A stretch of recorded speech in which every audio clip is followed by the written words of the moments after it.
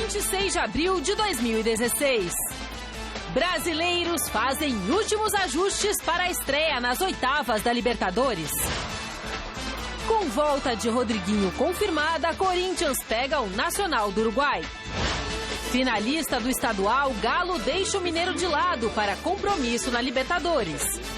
Já o Grêmio tenta esquecer a eliminação do Gaúcho para encarar o Rosário na Argentina. São Paulo ainda não definiu o substituto do goleiro Denis para compromisso com o Toluca. Renan Ribeiro é favorito, mas ainda se recupera de cirurgia.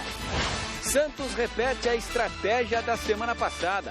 Vai jogar com reservas na Copa do Brasil para se dedicar ao Campeonato Paulista. E ainda, quase 30 anos depois, justiça inocenta vítimas e polícia assume culpa por incidente que matou 96 torcedores do Liverpool em 1989. E os preparativos para Atlético de Madrid e Bayern de Munique para a semifinal da Champions League. Olá, olá, muito boa noite. O Gazeta Esportiva desta terça-feira começa falando da Libertadores. 2 partidas abrem nessa noite as oitavas de final da competição. Huracan e Atlético Nacional da Colômbia jogam daqui a pouquinho às 7h30 em Buenos Aires. Às 8h15, o Deportivo Táchira recebe o Pumas do México em São Cristóbal, na Venezuela. Corinthians, Atlético Mineiro e Grêmio entram em campo amanhã e o São Paulo só joga na quinta-feira.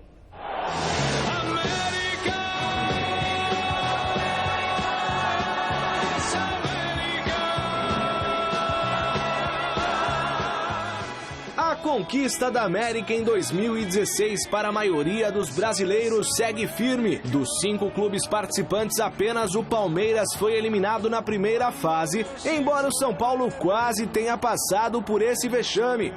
Empatou fora de casa com o The Strongest e garantiu presença nas oitavas de final. Sem o goleiro Denis e o atacante Caleri, ambos expulsos na Batalha da Bolívia, o tricolor vai encarar o Toluca do México com o primeiro jogo no Morumbi. Quem passar desse confronto vai duelar contra um argentino ou um brasileiro.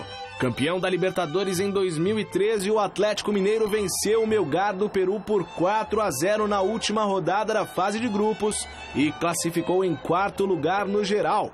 Sendo assim, vai enfrentar o Racing com a primeira partida no estádio Presidente Perón, em Buenos Aires.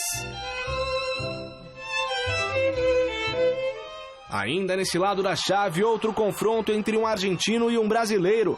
Mesmo vencendo o Toluca em casa na última terça-feira, o Grêmio ficou com o 2º lugar no grupo 6 e recebe nas oitavas de final o Rosário Central, com o duelo inicial em casa, na Arena do Grêmio. O vencedor desse confronto encara quem se der bem na disputa entre Atlético Nacional, dono da melhor campanha da primeira fase, e o Huracan. Do outro lado da chave, apenas um brasileiro, o Corinthians. Depois da goleada diante do Cobressal em Itaquera, os comandados de Tite conseguiram o 3º lugar no geral. E por isso vão enfrentar o Nacional do Uruguai com a primeira partida em Montevidéu. No entanto, caso o Timão passe pelos uruguaios, a vida não será fácil na competição.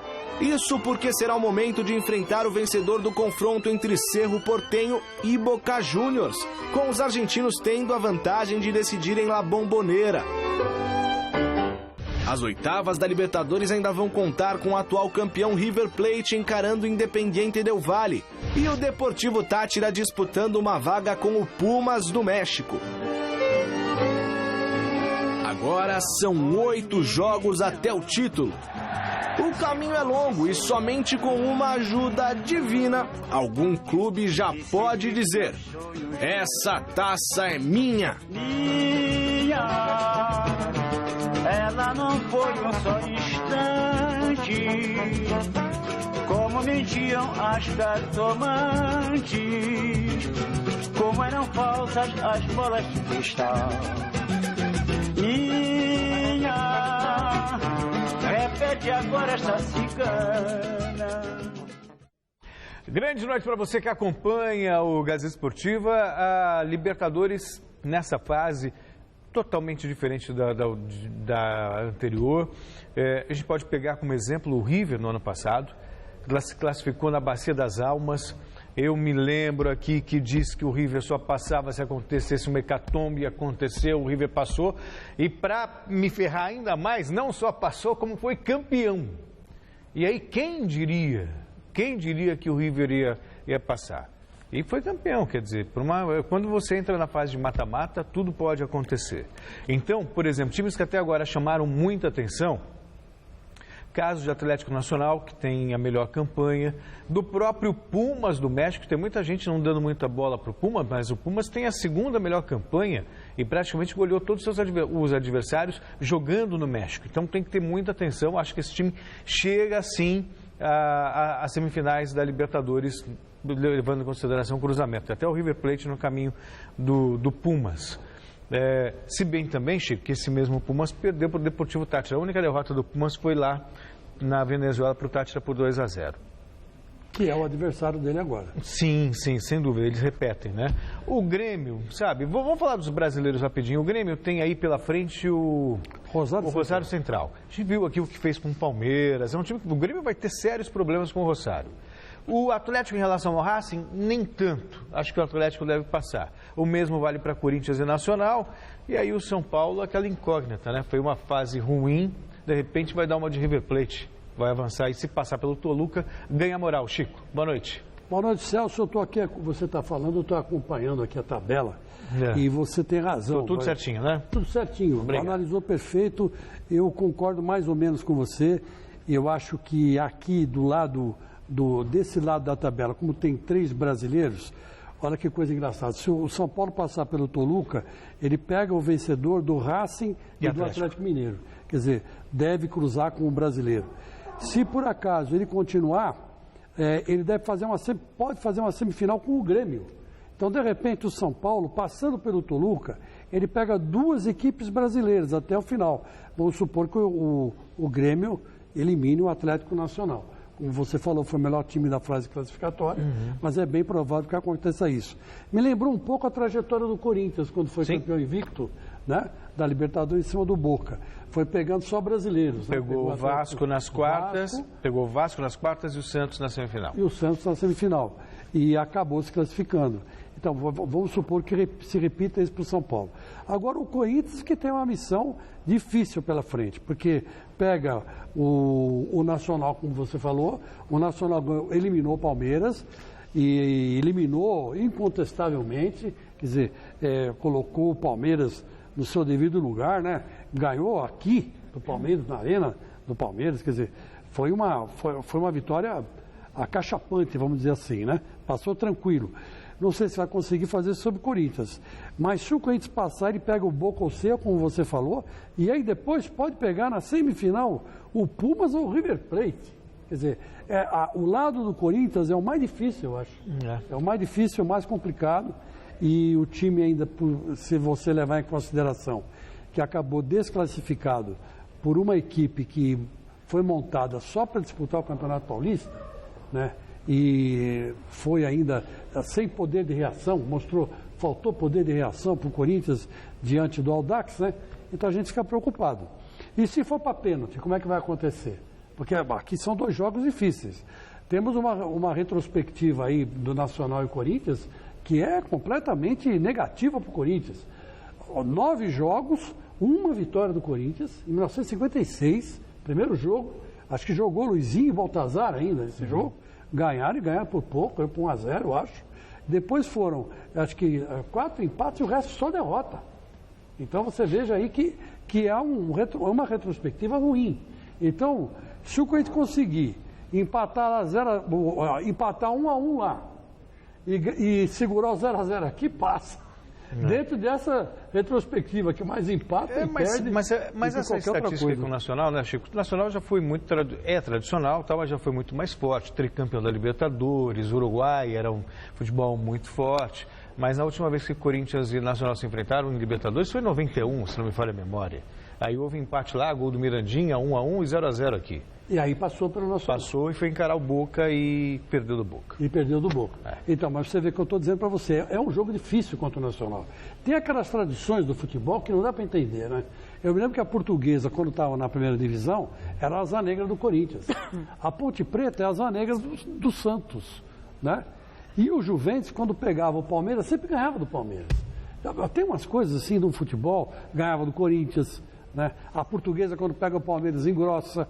Quer dizer, são coisas assim do futebol que você não explica.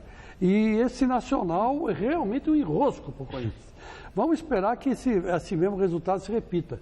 1-1 lá fora, né? E 0-0 aqui, aí o Corinthians passa mesmo empatando. Bom, depois dessas reflexões, a gente quer propor para você a enquete de hoje que está no site gazetaesportiva.com. Que clube brasileiro tem mais chances de ir às quartas da Libertadores? Atlético Mineiro, Corinthians, Grêmio ou São Paulo? Acesse o site, vote, o resultado sai no final do programa de hoje. Eu vou de Grêmio. O Grêmio é uma pedreira com o Rosário. Por mais incrível que pareça, eu acho que é o Corinthians. Acho que o Corinthians vai, apesar do Chico levantar, eu acho que é o Corinthians. São os dois mais fortes, né? O Grêmio e o Corinthians, não? Olha, eu acho da Corinthians. Eu acho que o Corinthians é o que tem mais fácil.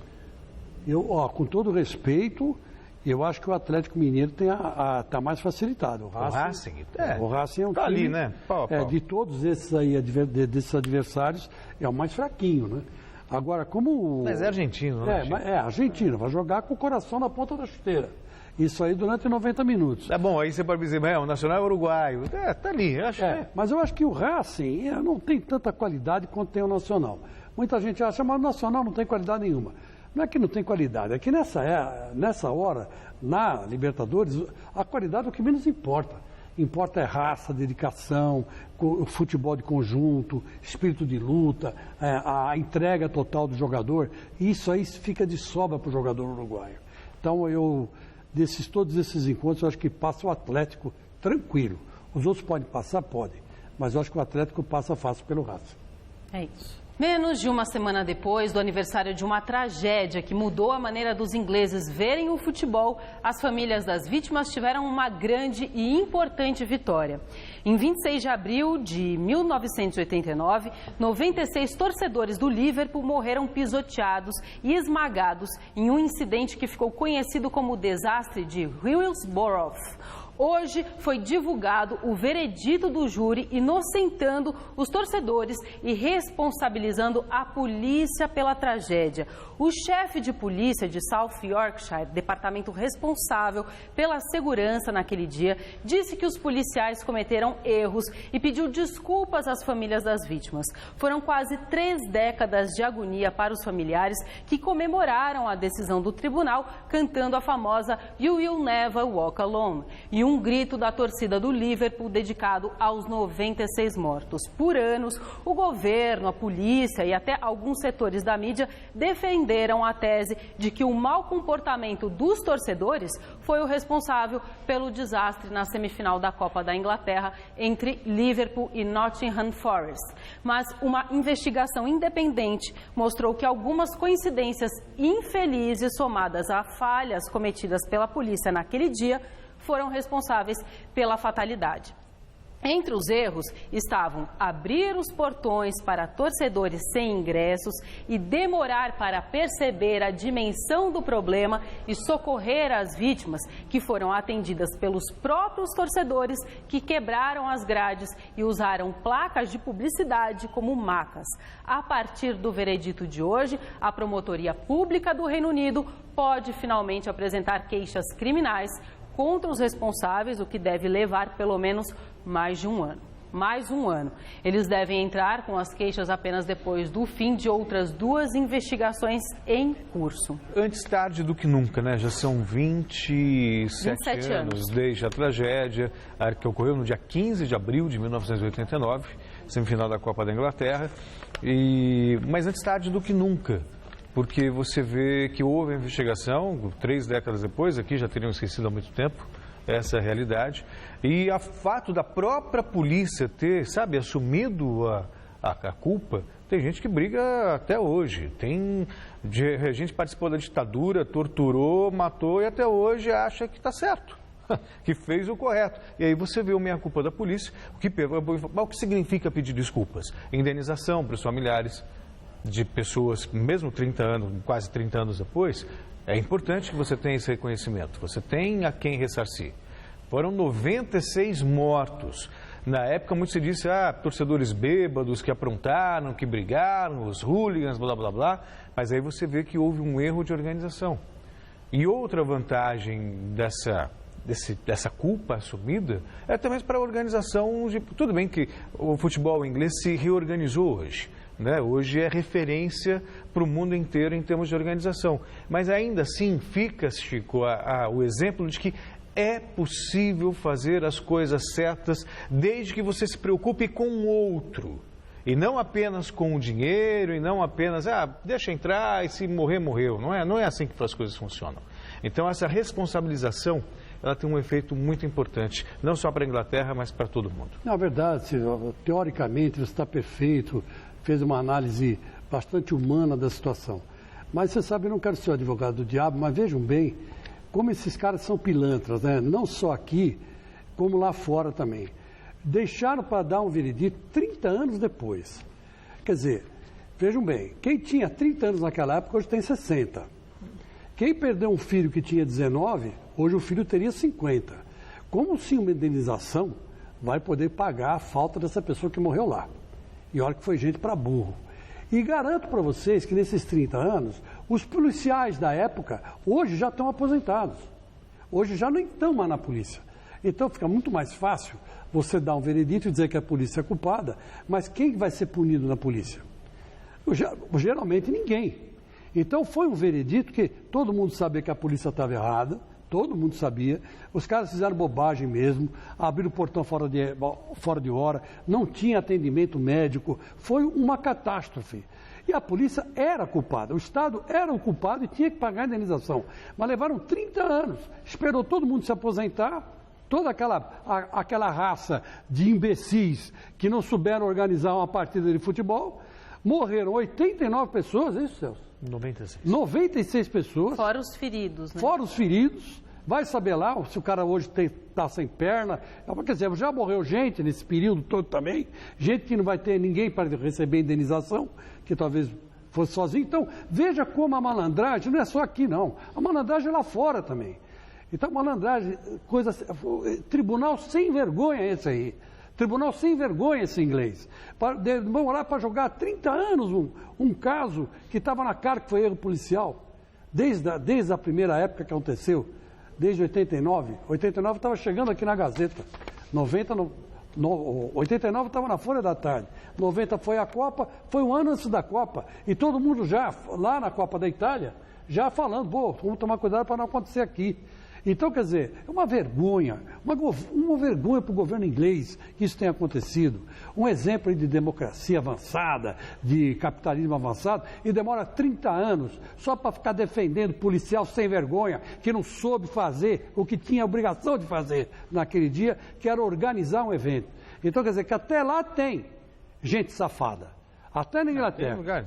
Então, você imagina aqui, né, que é uma democracia ainda, vamos dizer assim, que está em evolução, que ainda está crescendo. Somos perto da Inglaterra, somos o quê? Somos um adolescente perto da Inglaterra, em termos de democracia, né?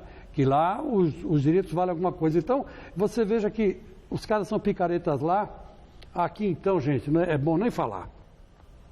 E hoje teve bola rolando pela Champions League. Na partida de ida pela semifinal, o Manchester City recebeu o Real Madrid, que não teve Cristiano Ronaldo, ainda sentindo problema na coxa, que já tinha feito ele ficar fora do duelo contra o Raio Vallecano pelo Campeonato Espanhol. Sem o artilheiro, o Real não conseguiu furar a defesa dos Citizens e o placar não saiu do 0-0. Amanhã é a vez do Atlético de Madrid receber o Bayern de Munique no Vicente Calderón. E os espanhóis querem fazer um jogo perfeito para surpreender os bávaros. Atlético de Madrid e Bayern de Munique começam nesta quarta-feira uma disputa duríssima de olho numa das vagas da final da Champions. A equipe de Diego Simeone surpreendeu o Barcelona e pode muito bem repetir o feito diante dos bávaros. Só que para isso acontecer, será preciso uma partida irrepreensível na defesa e bastante eficiente no ataque. Jan Oblak, goleiro do Atlético, disse que o Bayern tem jogadores espetaculares, como Miller e Lewandowski, e a missão do time será não deixá-lo jogar, muito menos deixar que a bola chegue até eles. No entanto, ele ressaltou que nada se decidirá nos primeiros 90 minutos.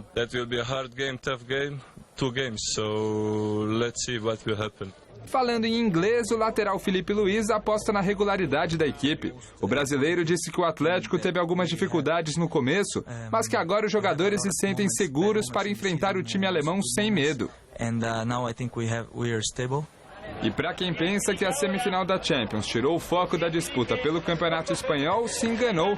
O meia Saúl Ñíguez afirmou que o nível do Atlético hoje é suficiente para eles buscarem as duas taças. Será? Pelo lado do Bayern, os jogadores sabem que irão enfrentar uma equipe disposta a tudo para conseguir a vaga. Pep Guardiola já elogiou o técnico adversário, dizendo que ele colocou o Atlético em outro patamar de futebol desde que assumiu o time. A primeira partida é no Vicente Calderón e a tendência é de que a equipe de Madrid saia mais para o jogo. É exatamente aí que os alemães veem a chance de deixar a Espanha com um ótimo resultado na bagagem.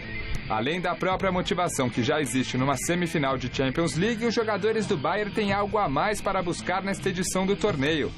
Essa é a última chance que Guardiola tem para conquistar a taça mais importante da Europa pelos bávaros.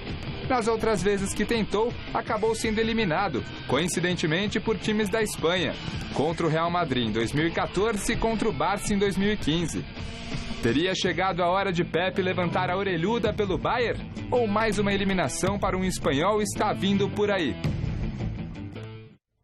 Eu ficaria muito surpreso do Atlético de Madrid eliminar o Bayern. Eu também. Mas até aí o Atlético de Madrid já eliminou o Barcelona. Mas tem também o fato de serem dois times do mesmo país, isso acirra a rivalidade.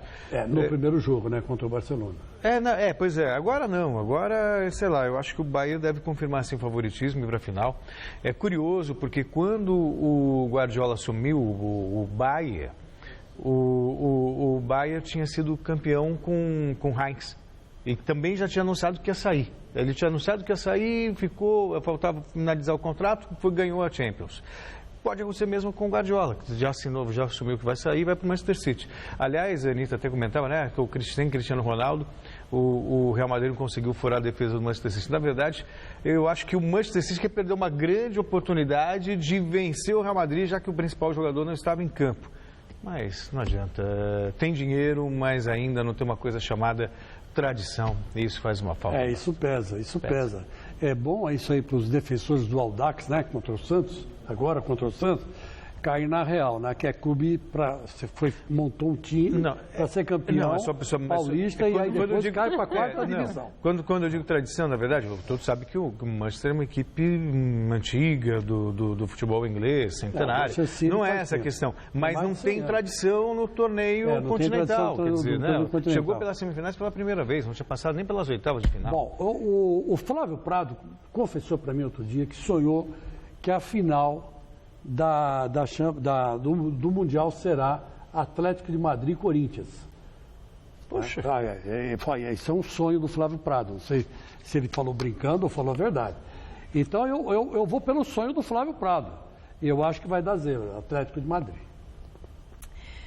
Acompanhe o Gazeta Esportiva nas redes sociais. Nosso endereço no Twitter é twitter.com/Gazeta Esportiva. No Facebook, Gazeta Esportiva. E para rever os nossos programas, acesse o site da TV Gazeta. O endereço, tvgazeta.com.br. Algum recado, algum abraço, algum aperto de mão? Não. Feliz Natal e próximo ano novo para todos. Olha, de novo. O Atlético Mineiro também estreia nas oitavas de final da Libertadores fora de casa. Classificado para a decisão do Campeonato Mineiro, o Galo esquece um pouco a competição estadual para focar no duelo dificílimo contra o Racing na Argentina. É um outro campeonato, a Libertadores, onde o erro tem que ser zero. Então é o foco total, atenção total, concentração total. A gente está em momentos decisivos. A gente estava na semifinal do Mineiro, passou, agora decisão de Libertadores, é um momento que não pode errar, então a gente está preparado para isso. Tem que jogar com inteligência, jogar fechadinho. Quando sair no contra-ataque, sair para matar, porque são 2 jogos, né? Então a gente vai ter o privilégio de decidir o último jogo aqui, então é saber jogar com inteligência lá para não perder. Todos os jogos agora serão com esse clima, acho que a gente tem que estar concentrado, focado. É um jogo para se jogar com inteligência, mas também não abrir mão de jogar, que é a característica da nossa equipe, de jogar para frente, jogar buscando o resultado. A gente sabe que é importante não perder, né? Mas acho que o Atlético sempre jogou para frente, sempre jogou para ganhar. Dentro e fora de casa, nosso time joga para ganhar e não vai ser diferente na Argentina. Não é retórica não, né? Não é tampouco falácia. O time joga para frente mesmo, busca o resultado. Acho que um dos times que, no momento, no futebol brasileiro, dos poucos times que apresentam futebol ofensivo é o Atlético Mineiro. Também porque tem com quem jogar no ataque, né? Você pega aí o Felipe Gabriel, Prato, você pega aí Robinho. o Lucas Prato, você pega o Robinho, são jogadores de extrema qualidade ofensiva, né? Então, por exemplo, você olha para o Robinho inteirão, né? Você fala, poxa vida, foi para o Atlético, né? Devia ter ido para o futebol paulista, voltado para o futebol paulista. O Santos não fez uma proposta adequada, perdeu o Robinho, perdeu o Marquinhos Gabriel para o Corinthians, perdeu o Robinho para o Grêmio. Agora, você imagina você, zagueiro do Racing, e de repente você olha, vem na sua direção, o Robinho tabelando com o Lucas Prato. Olha que diferença, né? Você vai ficar preocupado, com certeza. Então, o Racing, mesmo jogando em casa, vai estar preocupado com o Robinho, que tem velocidade, que sabe fazer gol de pé direito, pé esquerdo, de cabeça. É um cara que tem qualidade. Ele voltou para o futebol brasileiro pela segunda vez, mas voltou com tudo. Voltou numa fase excelente, está fazendo gols. Vai decidir o campeonato agora, o Campeonato Mineiro contra o Atlético Mineiro, o América Mineiro, né? Agora, é gozado, porque deve decidir no Horto, né? Agora é a casa de quem lá? É do América ou do... Oficialmente do América. Oficialmente do América. Mas quem que ganha títulos lá é o Atlético, né? Então, enfim, é complicada a situação, né? Até estava na hora de construir um estádio também, né? Faz tempo já. Mas, enfim, é outra realidade, Belo Horizonte, né? Em termos de futebol. É difícil construir 2 arenas ali a mais, né? É difícil. Não tem grana para isso e nem quem patrocine. Mas o Atlético tem tudo para ganhar do Racing lá, gente. Tudo. Reitero o meu palpite do começo do programa. O que tem mais facilidade para passar para as quartas de finais é exatamente o Atlético. É o que tem mais time. E outra coisa, tem o Vitor no gol, né? O Vitor em disputa mata-mata, ele cresce. Cresce, pega pênalti, faz defesa impossível no último minuto. Enfim, é um grande time de futebol o Atlético Mineiro. E a situação do Grêmio é oposta à do Galo. O tricolor gaúcho ficou fora da decisão do estadual de maneira cruel. Venceu por 3-1 o Juventude, mas o gol marcado fora de casa classificou a equipe de Caxias do Sul. A atenção é total no duelo com o Rosário Central, mas está difícil esquecer o resultado do Gauchão. Sempre complicado quando você não consegue o seu objetivo, né? A gente tinha um objetivo muito grande, que era ir à final e ser campeão, né? Então o grupo ficou muito chateado, até pela partida que a gente fez, né? Com várias chances, né? De reverter o placar, de sair classificado para a final, mas infelizmente não conseguimos, né?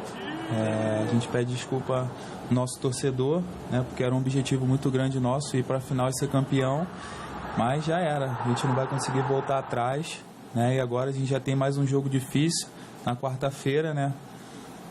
Um jogo de Libertadores, vai estar a casa cheia novamente, o nosso torcedor nos apoiando.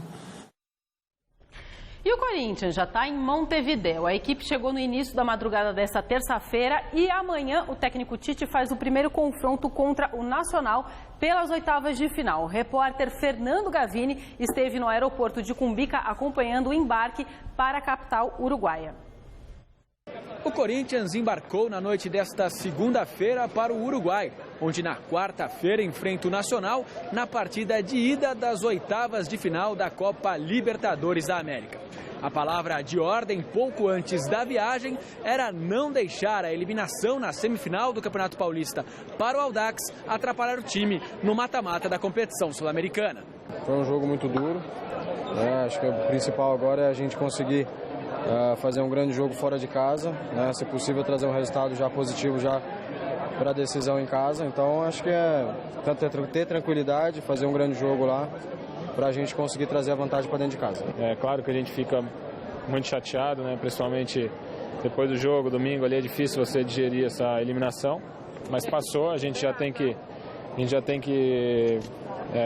sair, pensar positivo agora. Quarta-feira tem um ótimo jogo, um jogo muito difícil no Uruguai, onde a gente pode sair com um empate, uma vitória, que seria um bom resultado para a gente voltar na quarta-feira e buscar a classificação. A novidade do Corinthians para enfrentar o Nacional será a escalação de Rodriguinho como titular. O jogador, que começou a temporada muito bem, vinha se recuperando fisicamente de uma lesão muscular e será a primeira vez desde então que ele começará uma partida como titular. Rodriguinho ganhou a posição de Guilherme, que não vive um bom momento e ficará no banco de reservas. Feliz aí de poder estar voltando, agora eu estou numa condição melhor do que antes. Eu estava parado há um tempinho aí, pude voltar e na minha opinião voltei bem. Agora é continuar o trabalho e continuar tendo boas atuações para segurar essa posição. Eu não sei o que pensa você, Chico, mas acho que o Rodriguinho ele é mais capacitado para fazer a função que fazia o Guilherme. Eu vejo o Guilherme mais com um cara um pouco mais avançado, talvez até para fazer os lados do campo, mas na função que o Tite colocou, algumas vezes ele até foi bem, mas não, se você fizer realmente a relação custo-benefício, foi muito ruim. Ele não rendeu quase nada. Fez uma partida ou duas, uma assistência ou outra, mas não foi aquele jogador que se espera. E acho que o Rodriguinho pode ser. Não, você tem toda a razão. Pode ser não, é esse cara. Você tem toda a razão, mesmo porque o Guilherme é segundo atacante, gente. É segundo atacante, sempre foi segundo atacante. Ele sempre foi um homem para jogar ao lado do centroavante. Foi sempre assim. Então, ele tem que ser colocado no campo mais próximo do André para tentar uma tabela. Ele não é cara de vir e fazer... Ele faz lançamento de 40 metros, mas não é para ele fazer isso. Ele não tem essa característica. Agora o Tite quer adaptá-lo, quer ensiná-lo a jogar como jogava o Jadson. Pode ser que ele consiga, pode ser que ele não consiga. Até agora não conseguiu. E outra coisa, o Marlone pode também, não vai entrar no time dessa vez, mas o Marlone é outra grande figura para entrar nesse time. Cara forte, cara que chuta bem, não tem medo de chutar em gol. De repente, uma virada daquela que nem ele fez contra o RB Brasil, aliás, contra o Cobressal, a bola entra no gol, 1-0, acabou o jogo, está praticamente classificado. Quer dizer, tem todo esse detalhe. Agora o Tite tem que estar mais na mão do Tite, escalar o Corinthians de maneira correta, do que não escalar. E eu quero dar os parabéns para o André, viu? Que o André chamou para ele a responsabilidade de cobrança de pênalti. Ele falou, quando eu estiver no campo e acontecer um pênalti, eu vou bater o pênalti. Eu já pedi para o Tite e o Tite deixou. Legal. Então o André chamou para ele a cobrança de pênalti. Ele que no Santos não batia pênalti. Não era avesso a bater pênalti. Pelo contrário. Mas ele falou, não, eu vou bater porque eu estou sentindo que ninguém está muito disposto a assumir essa responsabilidade. Bom, para resumir, a minha opinião é o seguinte, eu colocaria o batedor oficial do Corinthians de pênalti, sabe quem? Felipe. Fim. Você, a partir de hoje, bate pênalti. Ah, mas eu só sei bater tiro de meta. É a mesma coisa, meu filho. Só que mira no meio do gol e chuta forte. Acabou. Acabou. Tinha que ser o Felipe, que é um cara que não tem nada a ver. O goleiro não sabe como ele chuta. Ele nunca bateu pênalti na vida dele. Vai que ele acerta. Né? Ele pode mandar a bola também lá para fora do estádio. Mas se ele acerta. Se ele acerta, é gol. Ninguém pega. Se o cara pegar, afunda junto com a bola. Então, quer dizer, põe o Felipe para bater. Deixa o cara bater pênalti. Acabou. É aquela tese que o Vampeta falou que ele e o Romário defendem domingo passado. Que qual é o cara que tem que bater? É o zagueiro. O zagueiro tem que bater, porque se perder ninguém vai achar ruim. O Célio Silva batia pênalti, lembra disso? O Célio Silva batia pênalti. Quantos pênaltis você lembra que ele perdeu? Ele deve ter perdido o gol, não lembro nenhum. Agora, quantos pênaltis você lembra que o Sócrates perdeu? Aquele pênalti, né? Na Copa, o Zico perdeu pênalti na Copa. Então, quando o jogador bom, quando perde, fica marcado. Né? O Baggio, um dos melhores do mundo, mas você lembra o pênalti que levou contra o Brasil. O Baggio, não precisa falar mais nada. Agora, você lembra do Platini fazendo gol de pênalti no Brasil. Marcelinho, quantos gols ele fez? Você vai lembrar aquele que ele perdeu contra o Palmeiras na semifinal. Faz parte. Você não lembra aquele que ele perdeu contra o Vasco? porque o Corinthians foi campeão do mundo. Né? Senão me lembraria. Mas você lembra do Edmundo, que errou a última cobrança. Lembra do Edmundo, que errou a última cobrança. Só lembra da coisa ruim. Então, por isso que o cara que tem que bater pênalti tem que ser grosso, gente. Tem que ser grosso. Então, não é que o Felipe é grosso, mas não sabe. Não tem jeitão de pênalti. Então, vai lá e bate, meu filho. Aquele cara da Holanda, que era o Koeman, né, bateu uma vez um pênalti. Ele chutava sempre forte no meio do gol. E aí o que aconteceu? O Valdir Pérez, não sei o que deu na cabeça dele, ele caiu. Olha, o Valdir não, o Tafarel. Naquela cobrança de pênalti contra o Koeman bateu no canto. O Tafarel adivinhou o canto e pegou. Aí depois do jogo falaram, ele devia ter batido no meio do gol, como eu sempre fiz. Então, é isso. Pênalti é isso aí. Tem que bater o grosso. Posso só admitir um momento de vergonha meu aqui? Dá tempo, Bárbara? Muito rapidamente. Em 96, o Palmeiras tinha aquele timaço no Campeonato Paulista, mais de 100 gols e tal. A gente transmitia os jogos, não mostrava ao vivo, mas mostrava o videotape na íntegra. Me lembro. Palmeiras e Botafogo, 8-0 em Ribeirão Preto, narrando esse jogo. Nenhum jogador tinha como... Ninguém jamais tinha batido com cavadinha. E o Djalminha foi lá e fez com cavadinha. Foi. Só que era tão incomum para mim e tão improvável que um jogador fizesse aquilo que eu falei na narração que ele bateu mal. Aí eu olho, como é que eu posso ter falado aquilo? Foi uma pintura de cavadinha. É isso. Aí cavadinha eu me lembro do Pato, que foi bater contra o Dida. Você só lembra da coisa ruim. Caiu sentado e o Dida pegou a bola. Aí, quer dizer, é fogo, né? Ei, Djalminha, mas esse sabia bater. Esse sabia bater. Eu tive a coragem de falar que ele bateu mal. Não me lembro do Djalminha ter perdido pênalti, cobrando pênalti. Posso até estar enganado. Quem lembra, que me avise. Mas não perdia pênalti de Djalminha, não.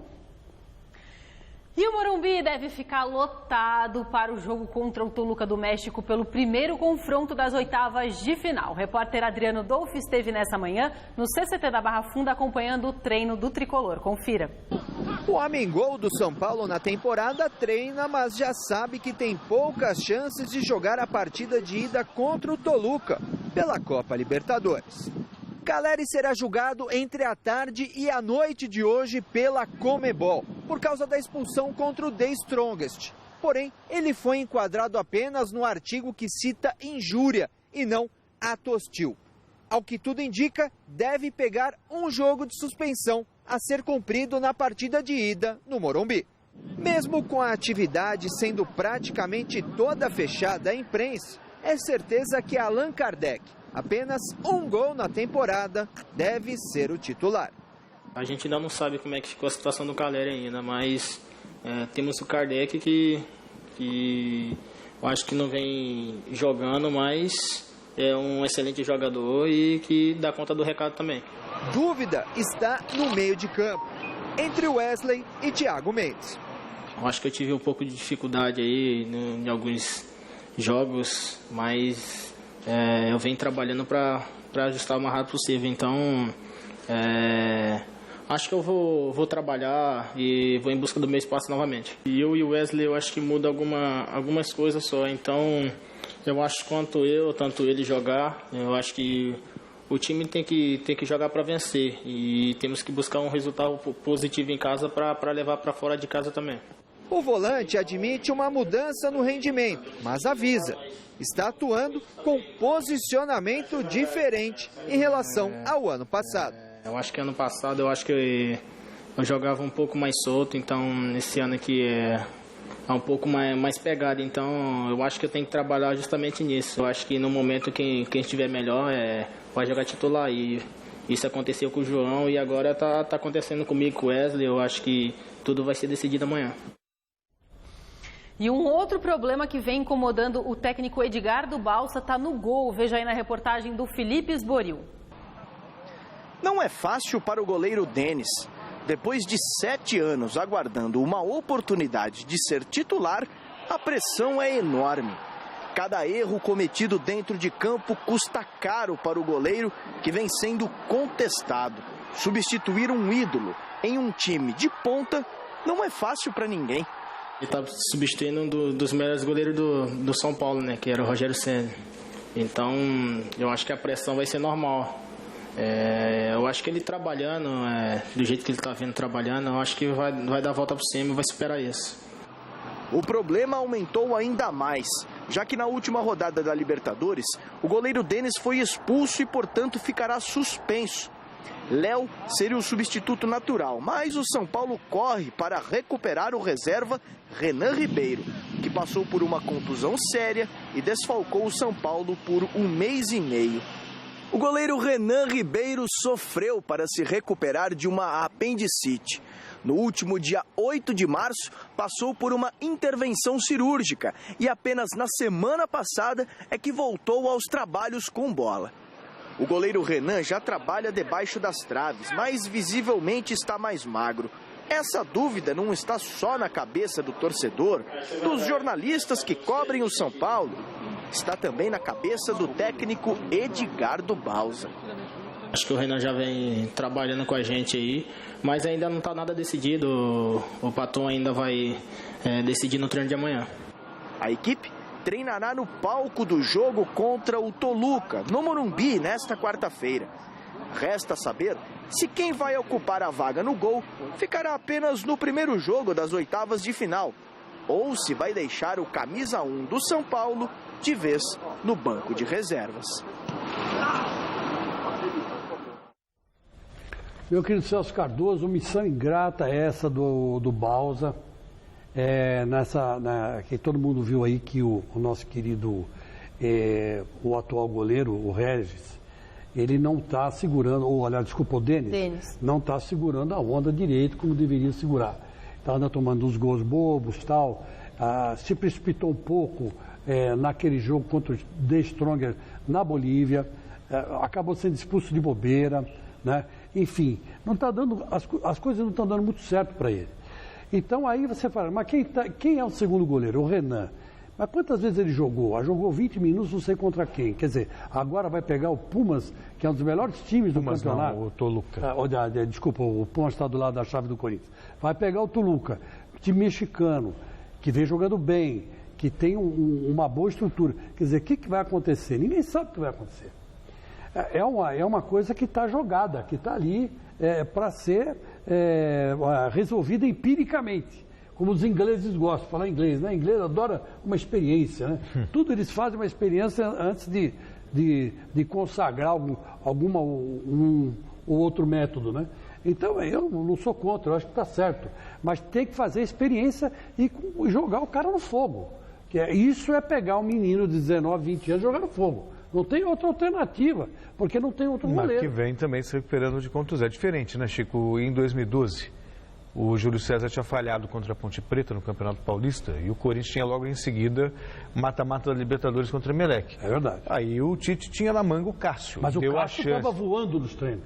Então, é uma situação diferente, né?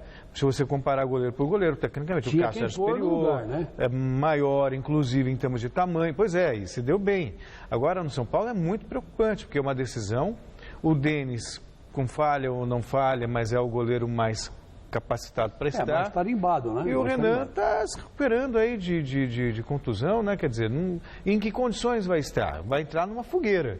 Eu acho que o São Paulo, nesse sentido, preocupa sim. Preocupa, mas não tem alternativa.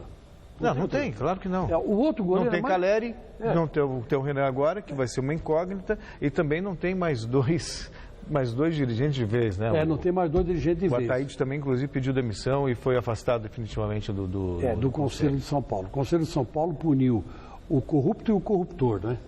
Puniu o Carlos Miguel Aidar, afastou o Carlos Miguel Aidar de uma vez e também, de quebra, afastou o Ataíde Gil Guerreiro.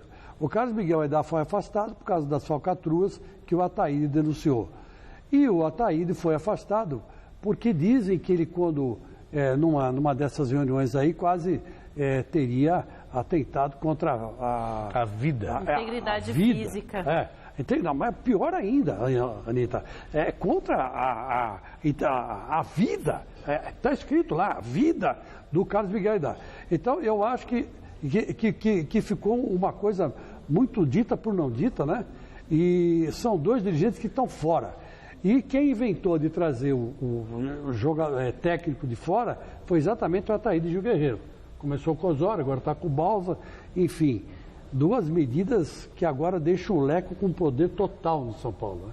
E aí mora o perigo, porque de futebol o Leque não entende nada. É um cara legal, até gosto dele, um cara elegante, doutor, né? Doutor Leco. Mas, pô, pelo amor de Deus, de futebol não entende nada. Bom, a gente estava falando aí da dificuldade que vai ser para o Edgar do Balsa, né? Escalar um goleiro para essa partida agora, de quinta-feira. E hoje é o dia desse personagem tão importante do nosso futebol. Às vezes vilões, às vezes heróis, eles são fundamentais para a emoção do esporte mais querido do planeta. Por isso, o GazetaEsportiva.com fez uma homenagem especial a esses personagens. Lá no site você encontra uma galeria de fotos de alguns dos principais atletas dessa posição. Tem Gilmar dos Santos Neves, Emerson Leão, Tafarel, Dida, Marcos, Rogério Ceni, Buffon, Cacídias, dentre tantos outros. Então, acesse o site GazetaEsportiva.com e veja as fotos que a equipe selecionou para você, tá bom? E a minha reverência também ao Chico, que foi goleiro do Nacional e do Palmeiras. É verdade. E a minha eterna reverência para o Gilmar dos Santos Neves. Talvez o maior goleiro que eu tenha visto jogar na minha vida. E um goleiro que era o goleiro de todos os goleiros de todos os tempos. Yashin, da Rússia. O Aranha Negra. Só jogava de preto, o desgraçado Yashin. E jogava, viu? Jogava muita bola. O Palmeiras se reapresenta amanhã, depois de 2 dias de folga, mas terá a baixa de um jogador que vinha sendo titular. O meio-campista Alione terá que passar por uma artroscopia no joelho e desfalcar o Palmeiras no início do Brasileirão. O procedimento acontecerá amanhã e o período de recuperação só será divulgado depois da cirurgia. Ele se machucou no duelo com o São Bernardo pelas quartas de final do Campeonato Paulista. No início do ano passado, ele também teve problemas no joelho e desfalcou o time por 4 meses. Felizmente, dessa vez o problema é menos sério e o tempo de recuperação deve ser menor.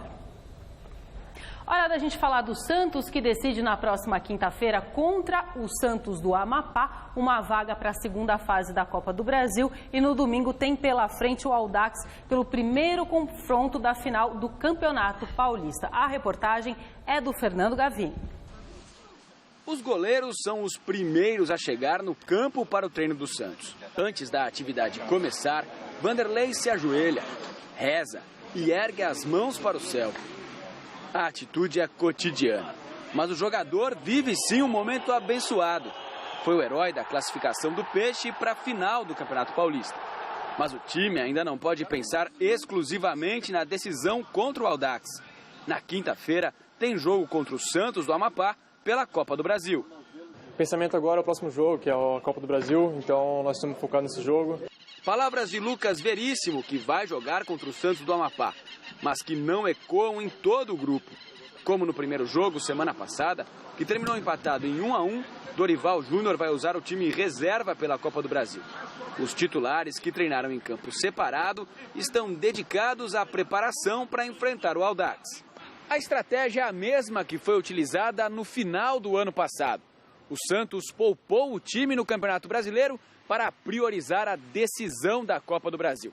Mas acabou ficando sem o título e também sem a vaga na Copa Libertadores da América. A expectativa agora é de que a história seja diferente. A gente espera que seja diferente nesse ano, né? Que seja ao contrário, que a gente conquiste esse título aí tão importante pra gente. É uma lição que fica, né? Acho que todos têm que estar preparados, aqueles que jogam, aqueles que não jogam, né? Aqueles que vão entrar na Copa do Brasil, tem que estar preparado. É preciso mesmo que todos estejam preparados. Deixar a zebra acontecer significa a precoce eliminação da Copa do Brasil e pode atrapalhar os planos para conquistar o Paulistão. Nossa cabeça não está pensando nisso, não. Eu tenho certeza que vamos fazer um grande jogo. Nosso time está muito preparado para isso e não tenho dúvida disso. Para evitar qualquer tipo de surpresa, o time reserva estará reforçado na quinta por Elano, que não jogou semana passada por conta de um incômodo nas costas. O jogador com a qualidade do Elano, né, com a experiência que ele tem, sem dúvida nenhuma ajuda. A gente espera contar com ele aí para estar fazendo um grande jogo. Se reservas e titulares estão treinando separados e com objetivos diferentes nessa semana, não quer dizer que um não possa ajudar o outro. Afinal, no elenco santista não tem ninguém que mais conheça o Audax do que Rafael Longini. que disputou o Campeonato Paulista do ano passado pelo time de Osasco e conhece muito bem a forma de jogar da equipe dirigida por Fernando Diniz. Acho que a gente tem que se posicionar bem, né? Não ir que nem um louco, né? Querendo marcar toda hora lá em cima, que a gente sabe que a equipe deles rodam bem, a equipe deles tem um toque muito bom de bola, então a gente tem que se posicionar bem, né? E saber jogar o jogo com inteligência. Meu querido Celso Cardoso, o Sub-23 do Santos pega o Santos do Amapá, mas aqui entre nós não vai ter dificuldade para vencer, porque empatou lá 1-1, poderia ter até vencido, é um bom time, Sub-23, vem jogando junto faz tempo já. Então, com a entrada do Elano, é tranquilo. E o Dorival fez certo em priorizar o Campeonato Paulista? Bora pensar no Campeonato Paulista. E ganhar, né? Claro. Porque o ano passado ele perdeu a Copa do Brasil e perdeu o 4º lugar para o São Paulo na disputa da Libertadores. Resultado final da nossa enquete no gazetesportiva.com. Que clube brasileiro tem mais chances de ir às quartas de final da Libertadores? Atlético Mineiro, 33%. O programa de hoje termina por aqui. A gente volta amanhã, 6 horas da tarde, mas tem Celso Cardoso ainda hoje. No Jornal da Gazeta, mais notícias do esporte para você. Até já. Tchau.